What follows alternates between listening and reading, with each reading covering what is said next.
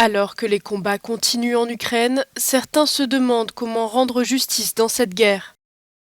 La Cour pénale internationale recueille actuellement des éléments de preuve concernant d'éventuels crimes de guerre en Ukraine, mais le tribunal n'est pas reconnu par les États-Unis et la Russie. Ce qu'il faut, c'est un autre tribunal à côté de la CPI qui se limite à traiter le crime d'agression. C'est ce qui a été fait à Nuremberg, où 4 pays vainqueurs ont mis en place le procès et réussi à poursuivre les dirigeants nazis pour agression, ce qui a été appelé des crimes contre la paix.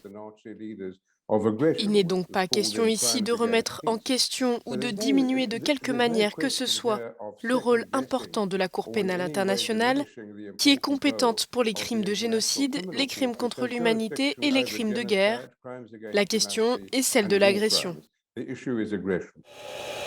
Du côté russe, les autorités ont annoncé avoir trouvé des dépôts d'armes à Kiev.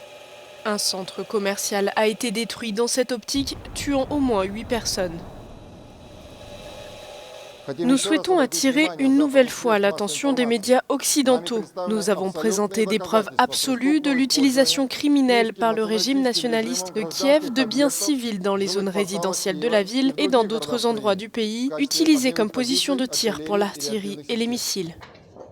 Quant aux services d'urgence ukrainiens, ils ont publié des images d'obus non explosés dans la ville de Tchernihiv. Depuis le début de l'invasion russe, la ville est soumise à de lourds bombardements.